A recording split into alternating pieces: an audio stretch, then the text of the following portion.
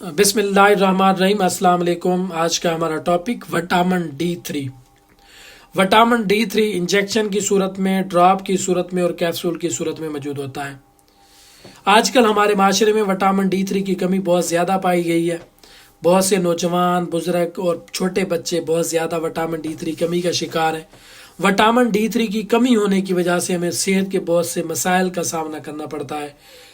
छोटे बच्चों में उनका मदाफ़ती निज़ाम कमज़ोर हो जाता है, उनके मसल्स कमज़ोर हो जाते हैं, उनकी हड्डियों की हेल्थ कमज़ोर हो जाती है, दांतों की हेल्थ कमज़ोर हो जाती है, सर से लेकर पाँव तक वो कमज़ोर होते हैं। आजकल हमारे माशरे में बहुत से ऐसे बच्चे पैदा हो रहे हैं जो पैदाइशी तौर पर बहुत ज़्यादा बीमार होते हैं और उनको हैवी किस्म के एंटीबायोटिक्स लगाए जाते हैं ताकि उनकी ज़िंदगी बचाई जा सके।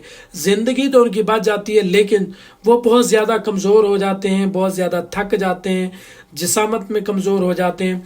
तो बहुत से वालिदैन इन तमाम मामलात की वजह से काफ़ी परेशान नज़र आते हैं।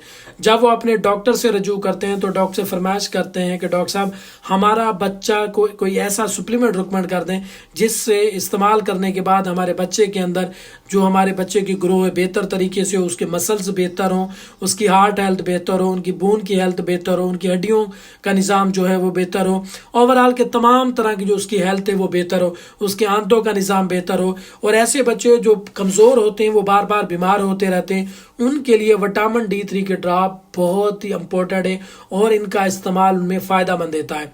और बहुत से डॉक्टर हजरात जब उनको सप्लीमेंट की ज़रूरत हो तो छोटे बच्चों में खासकर सबसे पहला ऑप्शन उनके पास विटामिन D3 का ड्रॉप होता है जो कि रिकमेंड करते हैं और यकीनन ये बहुत ज़्यादा फ़ायदा देता है।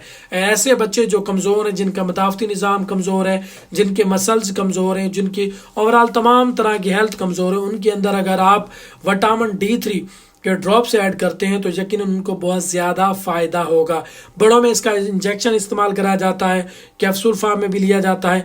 अगर आप चाहते हैं कि विटामिन D3 की कमी से बचें तो अपनी लाइफ के अंदर नेचुरल चीज़ों को लेकर आएँ, सूरज की रोशनी से फ़ायदा हासिल करें, ये भी हमें विटामिन D3 नेचुरल तरीके से देता है। और ऐसी ग़िज़ाओं का इंतखाब करें और अपने लाइफ के अंदर नेचुरल चीज़ों को लेकर आएँ ताकि आपके जिस्म के अंदर विटामिन D3 की कमी ना हो।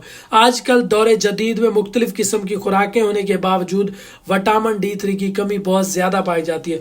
उसकी वजह यह है कि हमने अपना रहन सहन अल्लाह और अल्लाह के रसूल के तरीक़ों के मुताबिक नहीं गुजार रहे। तो हमें चाहिए कि हम अपनी लाइफ के अंदर वो तमाम चीज़ें लेकर आएँ जो अल्लाह और अल्लाह के रसूल ने हमें हुक्म दिया है। तो लिहाजा अपनी ज़िंदगी को सेहत के असूलों के मुताबिक गुजारने की कोशिश करें, अल्लाह और अल्लाह के रसूल के मुताबिक ज़िंदगी को ढलने की कोशिश करें।